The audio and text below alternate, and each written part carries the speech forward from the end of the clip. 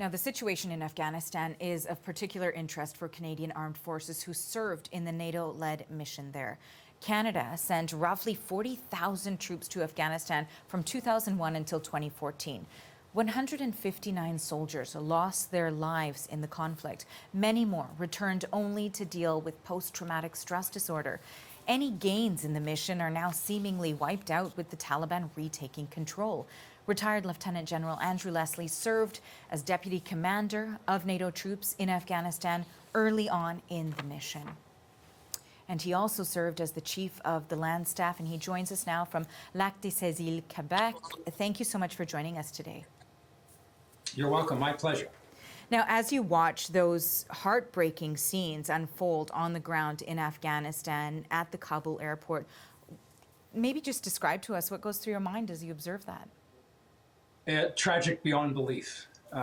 Enormous amounts of blood and treasure spent. And to see it all wrapped up so quickly, which to some of us comes as no surprise, unfortunately, is staggering in its impact. You know, some were very shocked by the rapid pace by which we saw the Taliban take control of the government, take control of Kabul. What's your position on that? Was it surprising how fast, the speed at which they were able to take over much of the country? No, it wasn't. And unfortunately, President Trump started the negotiations to withdraw American forces. Once American forces were seen on the route out, everyone else sort of mentally said, well, we're leaving too. President Biden, and as I said earlier, months ago, he's made a mistake in assuming that the Taliban would live up to the promises that they make on the assumption, his assumption, I believe, that the Taliban have some degree of central control and respect for the rule of law, which they don't. So it's not a surprise at all. And their troops withdrew so quickly because they lost hope. And to your point there about promises made by the Taliban, the future of Afghanistan under the Taliban is uncertain as of today. And there are concerns about resurgence, about terrorist activity. What are some of the main concerns that you have as you watch this, situation devolve into chaos? Well, chaos breeds even more chaos. And we have, first and foremost, the women and girls whose future is certainly grim. And my heart goes out to all those who will be directly impacted and all those troops from all the nations who fought so hard for their rights. A fight, I believe, is still worth fighting for. And of course, as I mentioned, there's no guarantee that what the Taliban say they will actually do.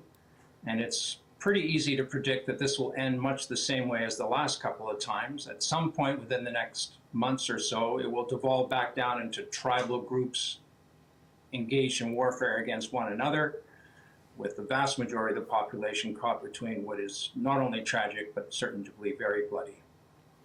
You know, we heard from the Prime Minister last hour talking about Canada working with allies, about Canadian Armed Forces staging out of Kuwait, including with aircraft, Special Forces, Canadian Armed Forces still in Afghanistan, trying to help secure Kabul airport. Also saying that CAF will fly more planes into Kabul when it's safe.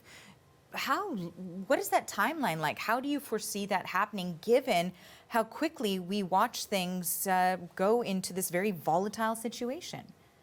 Well, I think the Prime Minister is being incredibly optimistic, quite frankly. We've seen the chaos that exists right now, this morning, on the airfield at Kandahar, somewhere I know quite well, and the thousands of people that are trying to swarm aboard aircraft at the risk of their own lives.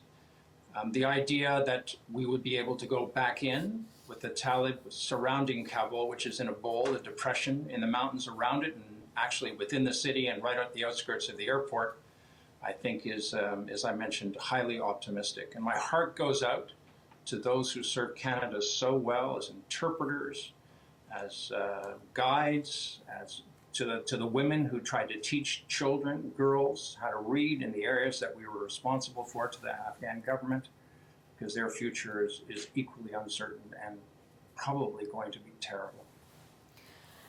And you know, this is, of course, the question that we see being asked so much as we watch that situation in Afghanistan. 40,000 troops to Afghanistan, 159 soldiers lost their lives in that conflict when we're talking about Canada's contribution there. So Was it worth it? Well, each of us will have a different answer. Those of us who served there. Soldiers go where they're told. We fight the good fight. In this case, I believe that the rights of women and girls are worth fighting for. And I believe that the rights of Afghan women and girls are worth fighting for. So in that context, we fought the good fight. We did what we could.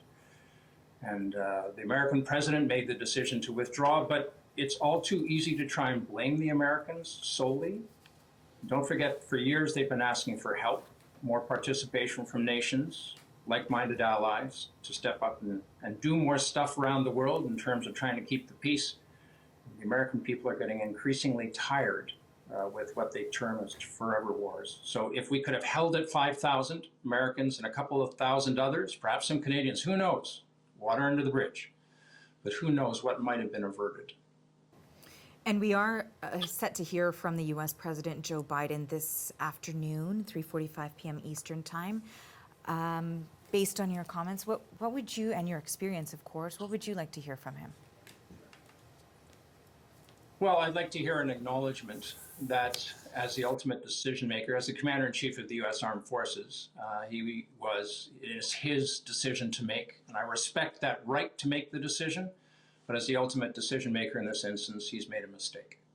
I don't know how you turn the hand of time back and go back to a force structure of 5 or 10,000, which, by the way, is a dramatic reduction from the 140 or 150,000 total that was there a couple of years ago. 100,000 Americans alone, as you know. So we're going to have to see what the impact is in terms of the ripple effect of thousands, hundreds of thousands of people trying to flee Afghanistan, some by air, most will end up going on foot, if they can make it, into the neighboring countries, and the further instability that will cause.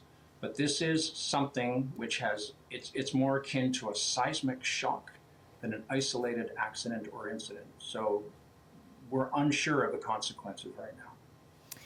We really appreciate your time today and your insights on this important issue. Thank you so much for your time. That is retired Lieutenant General Andrew Leslie. He joined us today from Lac de Cézille, Quebec, and he served as Deputy Commander of NATO troops during the war in Afghanistan. Thank you so much, sir. Thanks, Archie. Thanks.